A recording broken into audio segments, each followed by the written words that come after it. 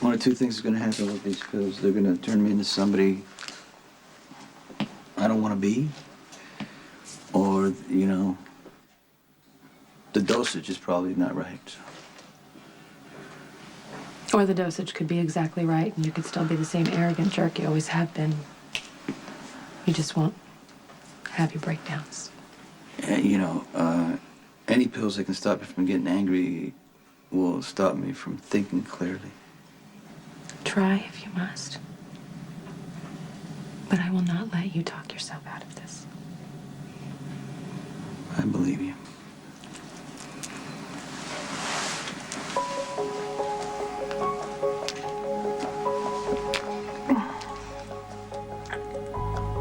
You don't have to go anywhere.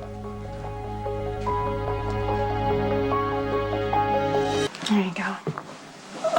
Okay. You look tired. It's been a long day. You're doing great. You realize that if you hadn't come here tonight, making me see things clearly, I had already convinced myself to stop therapy, meds, the whole thing. I was gonna take my chance. Can't do that. Huh? You need to see this thing through. You do. You need to do it for yourself, and you need to do it for your kids. And Lainey's great, Sonny. She's insightful, and she knows when to push, but she knows when to let you do it on your own. And she's committed to your recovery. Listen to you. When did you become such an expert on therapy? Since I had an unexpected crash course. Do you remember? Yeah, but I'm trying to figure out, how'd you know to come here anyway? I just have these amazing psychic abilities. Okay.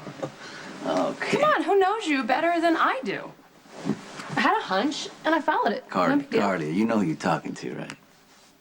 Sonny, we go way back, okay? We practically read each other's minds. You don't try to snow me here, because that would make me very, very unhappy. All right. Lainey was worried about you, so she called me. Did Lainey talk to you about my therapy? What did she say?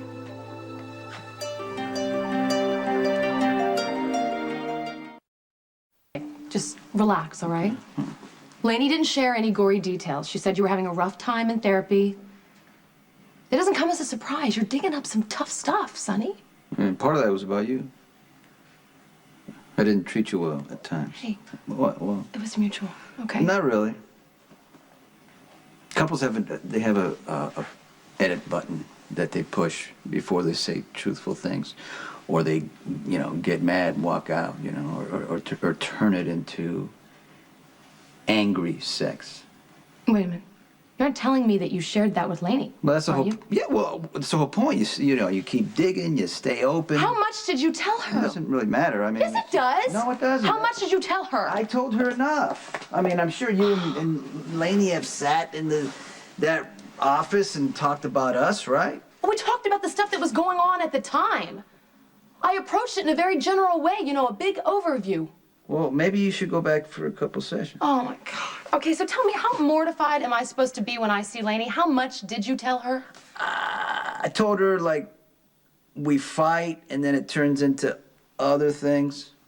That we're screaming and yelling at each other one minute and then ripping our clothes off the next? Yeah, and it was spectacular, the sex, and no, I mean, great. most of the time it was. That's great. And then Lainey knows pretty much all of it. That's great, Sonny. What are you supposed to do when you're in an office with a therapist? You gotta tell the truth, right? Sometimes discretion is the better part of valor. What the hell does that mean? Lainey must think I'm a masochist. I married you 3 times. Maybe you are. Okay, did you at least balance it out with something nice? Nice. Did you tell her about the times we were wonderful with each other? Name one time when I was wonderful to you.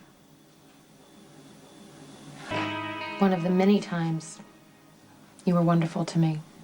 The best you've ever been was when I went through my breakdown. Well, that's the least I can do. I mean, I pretty much caused it. Are we back to that again? You didn't cause my breakdown, Sonny. Talk to Lainey. I made choices. I made a long series of choices. And it backed me into an emotional corner. I used up my reserve and I cracked. You ever afraid it's gonna happen again? I'm terrified it's gonna happen again. That's why I am trying so hard to live in a very self-conscious way. I'm trying to recognize my flashpoints, see everything coming so it doesn't blow up in front of my face. Trying to avoid disaster at all costs. That's what I'm trying to do. You're doing good. No, I'm serious.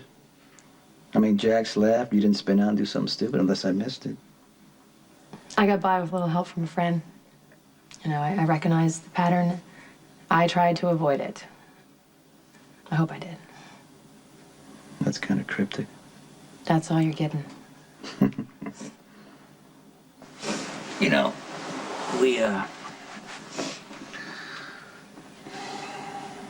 we've seen each other through a lot. It wasn't all bad. Do you remember when we lost our baby? Yeah, that's a laugh riot. It was you at your best. You know, you were dealing with your own pain. But you took care of me instead. You took me to the island. Do you remember that? It's so quiet here. The stars are so close. No light pollution. That means streetlights, right? Traffic, television. All the stuff we do to fill up the dark so we can push the stars away. When I first moved here, I couldn't stand it because it was so quiet. That I spent time in the casino just, you know, so I get myself so tired that I would sleep. And then I would, and I hated to dream. So I switched to fishing. Cannot see you fishing. No, I was good at it, kind of, you know. The boats would go out, I'd go with the crew. Have you ever pulled a net out of the water? Your back strains, you get, you know, your hands get shredded, but I tell you what, it gets you real tired. And the best part is the stars and the water and, you know, how they're connected. So I started swimming at night. I'd go all the way out there as far as I could, you know. And my arms would get tired and I'd have to swim back. And then to rest, I'd put my head up, lay back on the water, look at the stars. And I'd finally get to shore. And I'd sleep without any dreams.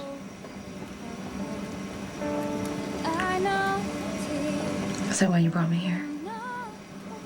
So I'd stop dreaming about our baby. Yeah, that's why.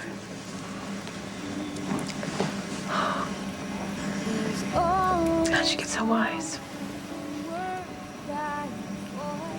The only thing I know about loss is how much I hate it. You can't fight it. Doesn't do any good to be angry. Doesn't do any good to hurt yourself. All you gotta do is what the people you love would want you to do. Let's say if our baby had been born, if he'd be about, what, 6 years old, 20 years old when he died, what do you think he would have wanted for you? For me to be happy. For me to love his brother, help his daddy. We owe him that right to help each other.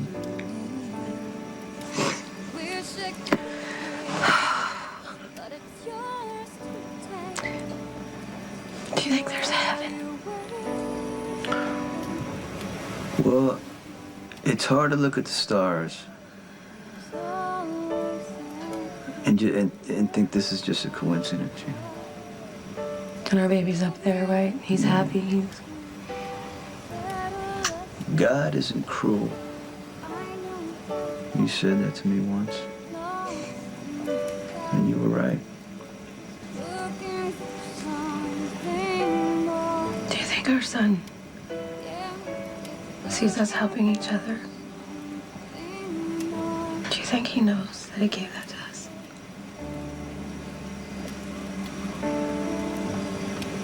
He knows.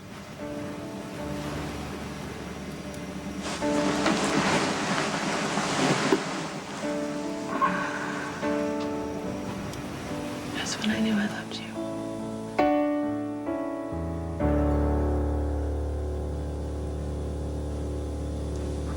Well, we both know it's hard to figure out the difference between love and dependency, and somewhere I crossed the line and I started living my life for you. The thing is, sometimes the line gets blurred once you're in the thick of it with someone. And it's easier to see when you're on the outside looking in. People can tell you what they want to tell you. You're asking for trouble. But you start justifying it, and the dysfunction starts to feel like home, and you don't want to be alone.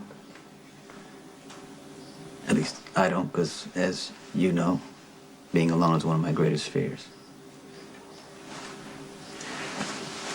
I'm just curious, do you think, I don't know, I mean, it's like,